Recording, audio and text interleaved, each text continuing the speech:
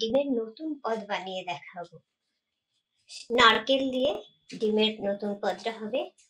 আর এর জন্য লাগবে দুটো পেঁয়াজ, আদা, রসুন আর নারকেল। আর লাগবে কাঁচা লঙ্কা আর একটু লেবুর রস। আমি দুটো পেঁয়াজ নিয়ে নিয়েছি। এর মধ্যে একটা পেঁয়াজ রসুন আর আদা বেটে নিয়েছি, আর একটা পেঁয়াজ কুচিয়ে নিয়েছি। আমি ডিমগুলো সেদ্ধ করে নিয়েছি। এবার ফ্রাই প্যানে তেল গরম করে আমি দিলাম একটু সল্ট, কাশ্মীরি লঙ্কা গুঁড়ো আর খুব 1 পিঞ্চ হলুদ গুঁড়ো। সবকটাই মোটামুটি একটুখানি করেই দেওয়া হয়েছে। এবার ডিমগুলো ছেড়ে দিলাম আমি।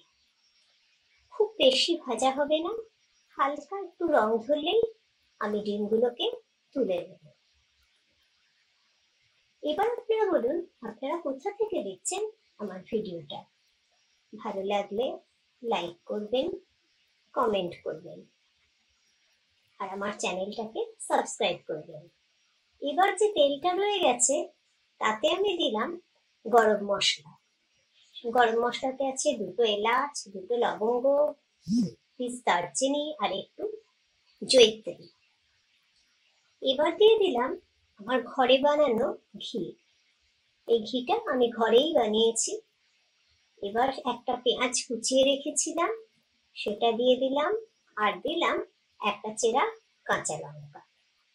ভালো করে ফ্রাই হয়ে গেলে, খুব লাল হবে না বন্ধুরা, ট্রান্সলুসেন্ট হবে, তখনই আমরা দিয়ে দেব যে একটা পেঁয়াজ আর 3 কোয়া রসুন, 1/2 ইঞ্চি মতো আদা আমি পেস্ট করে রেখেছিলাম, সেই পেস্টটা মিশিয়ে দিলাম। এবারে একটু নেড়ে চেড়ে দিয়ে দিলাম একটু জিরে গুঁড়ো। এবারে আমি নারকেলটা পেস্ট করে রেখেছিলাম, তার থেকে যে থার্ড জলটা বেরিয়েছে সেটা আমি দিয়ে এবারে নেড়ে চেড়ে নিলাম। আমি নারকেলটা মিক্সিতে পেস্ট করে নিয়েছি একটু জল দিয়ে, তাতে যে সেকেন্ড জলটা বেরিয়েছে সেটা দিয়ে আমি এখন দিয়ে দিলাম। তাতে ভালো করে নাড়াচাড়া করলাম। এবার তার মধ্যে দিয়ে দিলাম সুগার, আর এই সময় আমি দিয়ে দিলাম নারকেলের যে ফার্স্ট দুধটা, যেটা ঘন দুধ বেরিয়েছে, সেই দুধটা থেকে দিয়ে দিলাম। আর দিলাম গরম মশলা গুঁড়ো।